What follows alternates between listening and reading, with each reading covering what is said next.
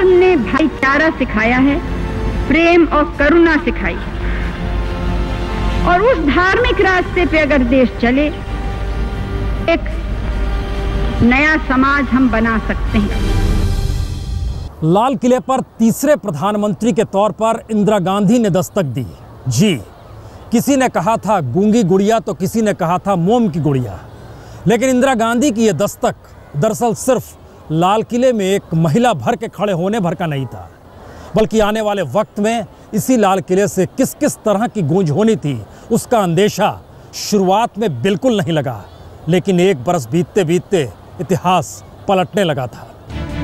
तो आजादी केवल एक दफे पाने से रह नहीं जाती, हर समय उसके लिए लड़ना होता है। लाल किले की प्राचीर से इंदिरा गांधी ने 1966 में जब पहली बार संबोधित किया, तब देश कई मोर्चों पर जूझ रहा था। पाकिस्तान से लड़ाई के बाद नियंत्रण रेखा पर तनाव था, तो अकाल के चलते करोड़ों पेट खाली थे। है कि आप सबकी क्या क्या कठिनाइयां हैं और जो आर्थिक कठिनाइयां पहले से आ रही थी, उनके ऊपर कहीं जबरदस्त बाढ़, कहीं सूखा पड़ा है और इससे जनता और भी पीड़ित है। इधर सबके मन में प्रथम प्रश्न है बढ़ती हुई कीमतों का और आवश्यक वस्तुओं की कमी का। इसीलिए लाल किले की तरफ बढ़ती इंदिरा गांधी चुनौतियों के भंवर में गोते खा रही थी। मैं कह सकती हूँ कि मेरे लिए तो माने रखता है आज़ादी, मैं प्रधानमंत्री हो गई, लेकिन आप हर एक के लिए क्या माने रखता है? आप जो आज़ाद हैं उससे क्या कर सकते हैं? आप पेट भर के खाना खा सकते हैं, आप अपने बच्चों को जो मौका देना चाहते हैं वो पूरा दे सकते हैं। जब तक ये बातें पूरी नहीं होंगी तब तक मैं मानती हूँ कि आज़ादी भी पूरी नहीं है। और जो आज़ादी का स्वप्न हमने देखा था वो अभी हमारे सामने ही है। तो उसी तरह से निडर होके, और मूल्य को हमको तोड़ना नहीं है, क्योंकि ये चीज़ जो हम चाहते हैं बहुत बड़ी चीज़ है। और जैसे किसी ने कहा अभी यहाँ कि सब कुछ देने को तैयार होना चाहिए, और आज़ादी की लड़ाई में भी इसी भावना से हम बढ़े थे कि भाई हमारा सामान, हमारे घर और चीज़ें जब्त हो जाएं, या जो भी हमको जान देनी हो या जो भी कुर्बानी हो, वो तो एक मूल्य आज़ादी का है। इसलिए जिन्होंने दिया उन्होंने हंसते खुशी दिया। तो वही भावना हमको आज भी रखनी है कि इस लड़ाई में उस आज़ादी को असल बनाने के लिए अपनी अधिकतर जनता के लिए जो भी कुर्बानी, जिस भी कुर्बानी की ज़रूरत हो, उसके लिए हमें तैयार रहना है। लाल किले से इंदिरा गांधी के शुरुआती भाषणों में ज्यादा जोर गरीबी और बेबसी से संघर्ष पर था। शास्त्री ने जिस जय जवान जय किसान का नारा बढ़ाया था, उसे इंदिरा महलों की दिवाली कम करके पूरा करना चाहती थी, ताकि झोपड़ियों में भी चिराग जल सके। दरअसल इंदिरा गांधी को इस बात का बिल्कुल एहसास था कि आज़ादी के बाद सरदार पटेल की महत्ता इस देश ने कैसे स्वीकार की थी। सरदार पटेल ने एक धागे में पूरे हिंदुस्तान को पिरोया था, तो इंदिरा गांधी ने इसी लाल किले से ऐलान किया राजे रजवाड़ों के खत्म होने का, प्रिवी पर्स। जी, ये एक तरह से आखिरी आदमी तक पहुंचने की इंदिरा गांधी की चाह भी थी और सामंतवाद को खत्म करने की हुंकार भी। भारत तो के पास जो भी शक्ति होगी, चाहे ये अणुशक्ति हो या कोई और, हमने कहा है कि हमेशा इसको अपने देश के प्रगति, अपनी जनता की भलाई और विकास के लिए ही उसका उपयोग करेंगे। हर धर्म ने भाईचारा सिखाया है, प्रेम और करुणा सिखाई। जब चौथी बार इंदिरा लाल किले से देश में नया हौसला जगाने आई, तब उन्होंने बैंकों का दरवाजा गरीब आदमी के लिए खोल दिया। इंदिरा समाजवादी नहीं थी, लेकिन उनके भाषणों में समाजवाद अपना असर दिखाने लगा था। अगर हमने आज़ादी के बाद एक समाजवादी रास्ता पकड़ा तो इस जनता के लिए पकड़ा, और अगर आज भी लोग बैंकों में रुपया रखते हैं तो शायद जो सबसे गरीब हैं उनके पास तो रुपया रखने को नहीं है, लेकिन जो रखते हैं वो बड़े बड़े पूंजीपति केवल नहीं, लेकिन बहुत से छोटे लोग भी रखते हैं। खाली आज तक थोड़े से लोगों को उस रुपया का अपने लाभ के लिए उपयोग करने का मौका मिलता है। बस उस चीज़ को हमने रोका है। हमने किसी का रुपया नहीं ले लिया। हम नहीं चाहते कि जो रुपया लोगों ने रखा है वो किसी तरह से बर्बाद हो या फिजूल खर्ची हो या इस तरह से कर्ज दिया जाए कि वो वापस नहीं आए। ये कुछ नहीं करना चाहते। केवल ये कि जहाँ एक मुट्ठी भर के लोगों के को अख्तियार था कि किस तरह वो किस काम में लगाएं, वो उनसे हक लिया जाए और राष्ट्र के कामों में ये रुपया लग सके। इंदिरा गांधी ने बड़े जैसे ज़ोर से, जैसे इमोशनल से भाषण दिया आज़ादी के दिन पर, और इंदिरा गांधी ने हमेशा गरीब लोगों के बारे में बात करते थे कि मैं गरीबों को सुरक्षा देना चाहता है, मैं गरीबों को अच्छा ज़िंदगी देना चाहता हूँ। इस विषय पर बहुत बार बार बोलते थे।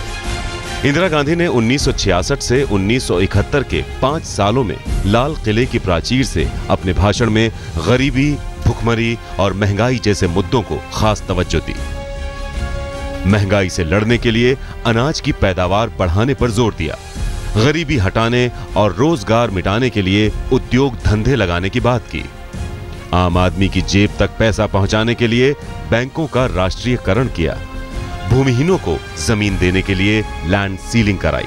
इंदिरा जी ने प्रीवी पर्स अबॉलिश किए और बैंकों का राष्ट्रीयकरण किया। तब भारत बहुत एक समाजवादी सोशलिस्ट फेज से गुजर रहा था और उससे उनकी छवि बहुत बढ़ी और उन्होंने कांग्रेस को तोड़ा, उसी बहाने से कि कांग्रेस में जो पूंजीपतियों के लोग हैं उनको मैं निकाल रही। और उसके बाद बांग्लादेश की लड़ाई भी आई। तो वो सन 69 से 71 के बीच में इंदिरा जी अपनी चरम शिखर पे पहुंच गई। इसी बीच राष्ट्रपति जाकिर हुसैन का निधन हो गया। इंदिरा को मौका मिला और राष्ट्रपति पद के लिए कांग्रेस के उम्मीदवार के खिलाफ अपना उम्मीदवार लड़ा दिया और उसे अंतरात्मा की आवाज पर वोट मांगकर जिता भी दिया। लाल किले के प्राचीर से इंदिरा गांधी जब जब खड़ी हुई तब तब उन्हें इस बात का एहसास था, अगर इतनी बड़ी तादाद में लोगों की मौजूदगी रहती और पूरी दुनिया की नजर अगर भारत पे इस लाल किले के जरिए है तो फिर यहां से दुनिया को आंख भी दिखाई जा सकती है और देश को बांधा भी जा सकता है। गरीबी हटाओ का नारा यहीं से लगा और शायद पाकिस्तान को आंख दिखाने की हिम्मत नहीं करनी चाहिए, इसका अंदेशा भी और कहीं से नहीं बल्कि इसी लाल किले के प्राचीर से दिया गया। तब तक लाल किले की सीढ़ियां इंदिरा गांधी के पदचापों से वाकिफ हो चुकी थी। इंदिरा का राजनीतिक फलसफा उसके प्राचीर से देश सुन रहा था। गरीबी हटाओ के नारे को हकीकत में बदलना बहुत आसान नहीं है, इंदिरा ने ये भी देश को बता दिया। अब आप अगर समझें कि ये एक जादू हुआ और इससे गरीबी दूर हो जाए या कष्ट दूर हो जाए, हर एक वर्ग को इससे फायदा हो जाए, तो मैं साफ कहना चाहती हूँ कि ये बिल्कुल नहीं होने वाला। इसमें तो बहुत समय लगेगा। केवल एक छोटा सा कदम है, ठीक दिशा में छोटा सा कदम। अब जो सब प्रश्न हैं, कठिनाइयां हैं, वो तो सब सामने हैं, लेकिन एक दिशा में हम चल पड़े और मैं समझती हूँ कि और तेजी से इस दिशा में चलेंगे तो आस्ते आस्ते ये प्रश्न दूर हो सकते हैं। जब इंदिरा जी आई तो इंदिरा जी का सारा जोर यही था कि भाई मेरे मुताबिक, तभी उन्होंने तुम मुझे वोट दो, मैं तुम्हारी गरीबी हटाती हूँ। तो गरीबी तो हटी नहीं ना। 1971 के 15 अगस्त को जब इंदिरा गांधी लाल किले की सीढ़ियों पर चढ़ती हुई देश को आवाज देने जा रही थीं, तो वो एक छत्र सरकार की ऐसी मुखिया थीं जिनके इशारे पर सरकार भी घूमती थी और कांग्रेस भी। अब यहीं से एक ऐसी इंदिरा गांधी का अवतार हुआ जिन्होंने दक्षिण पूर्व एशिया की राजनीति ही नहीं बल्कि भूगोल को भी बदल दिया। भारतवर्ष की जनता के तरफ से सहानुभूति प्रकट करने आई हूँ। आप अन्याय और अत्याचार से बचने के लिए अपने देश को छोड़ के हमारे देश आए हैं, लेकिन अन्याय This country has stood and it has brought forth the best in our people in all kinds of difficulty. All the world admires a deed well done, and I think with all modesty we can say that we have done this action well.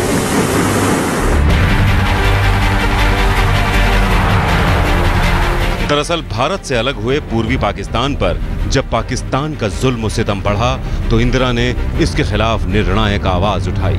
नतीजा ये हुआ कि पाकिस्तान ने भारत पर हमला बोल दिया। लाल किले से लेकर आम लोगों तक इंदिरा ने इस सवाल को उठाया।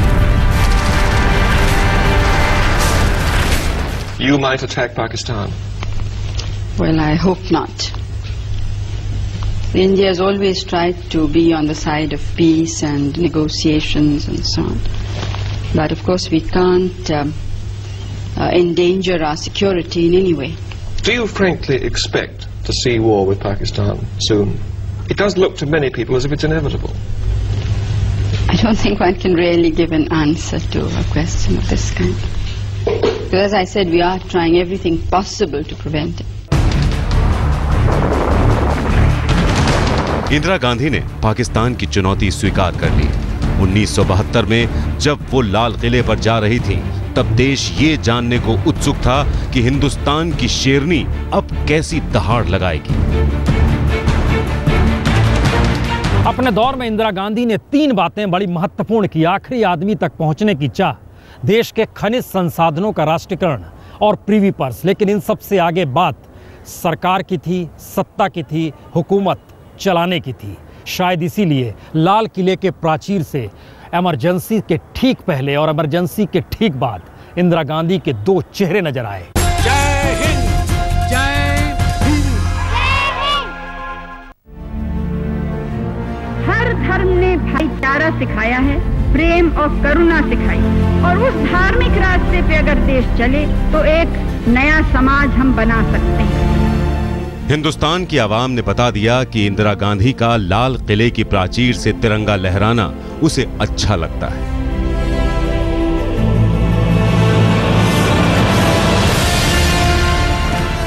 – 1971 के मध्यावधि चुनाव में इंदिरा गांधी अपने बल पर मैदान में उतरी। खुद ही स्टार प्रचारक थीं और नतीजा ये निकला कि कांग्रेस ने 518 में से 352 सीटें जीत ली।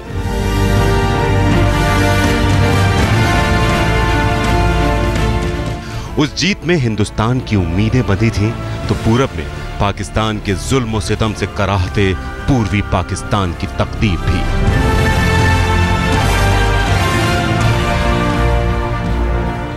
उन्नीस 1972 में कुछ इसी तरीके से इंतजार इंदिरा गांधी का हो रहा था, लेकिन यह इंतजार सिर्फ एक प्रधानमंत्री का नहीं था, बल्कि पहली बार इस बात का एहसास इस गलियारे में या फिर कहें इस परिसर में, लाल किले के परिसर में लोगों को था कि एक ताकतवर हिंदुस्तान का मतलब होता क्या है और आने वाले वक्त में भारत को जिस शिल्प के साथ रचना है वो इंदिरा गांधी ने 1971 में जीत के साथ शुरुआत कर दी है। 24 साल में पूर्वी पाकिस्तान को बदहाली के सिवाय कुछ भी नहीं मिला था। कई बार फौजी बूटों से वहां के लोगों को कुचलने की कोशिश हुई, लेकिन हद तो तब हो गई जब चुनाव जीतने के बावजूद पूर्वी पाकिस्तान के नेता शेख मुजीबुर रहमान को सत्ता नहीं सौंपी गई। उल्टे सेना ने पूर्वी पाकिस्तान में इंसानियत को शर्मसार करना शुरू कर दिया। मैं यहाँ भारत में भी 3 वादे किए थे अपनी जनता से। पहले ये कि जो शरणार्थी यहाँ आए हैं वो सब वापस जाएंगे। दूसरा ये कि हम हर तरह से मुक्ति वाहिनी की सहायता करेंगे, बांग्लादेश के लोगों की मदद करेंगे, और तीसरे कि शेख साहब को हम जरूर छुड़वाएंगे जेल से। हमने भी अपने 3 वादे पूरे किए हैं। 1971 के 15 अगस्त को जब उन्होंने लाल किले से भाषण किया तो उनके सामने सबसे बड़ा जो संकट था कि बांग्लादेश में जो मुक्ति संग्राम चल रहा था, उस मुक्ति संग्राम में भारत की भूमिका क्या हो, उसकी तरफ उन्होंने इशारा भी किया और बताने की भी कोशिश की कि भारत अपने पड़ोस में जो आग लगी हुई है उससे अछूता नहीं रह सकता।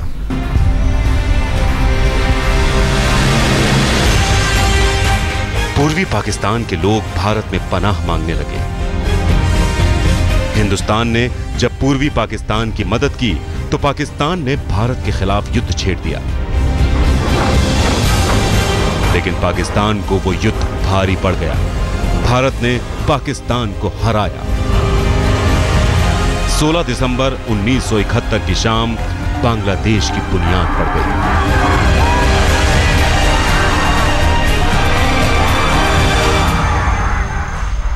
Refugees are still coming over and you have this enormous problem in India. How much longer can you sustain this? Oh, we can't sustain it now longer. It's now for some months it really has been something that's, water going higher and higher. What are you going to do about it? Something will have to be done. One thing I must say, that I'm absolutely determined that all the refugees of all religions must go back. We are not going to absorb them in our population.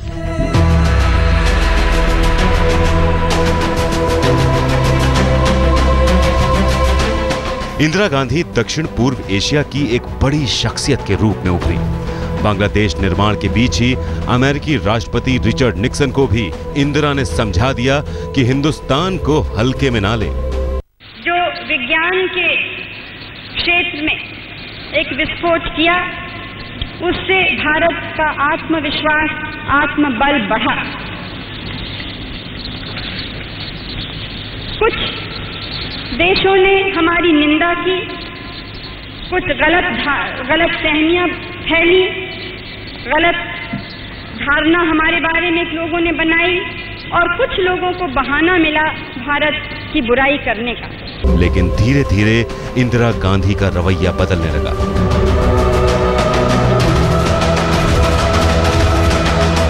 विपक्ष उन पर तानाशाही का आरोप लगाने लगा और वो विपक्ष पर देश को गुमराह करने का। इन सब के बीच इंदिरा गांधी की तलखी लाल किले से भी दिखने लगी और देश देखने जा रहा था इमरजेंसी की वो काली रात जो पूरे 19 महीने तक रही।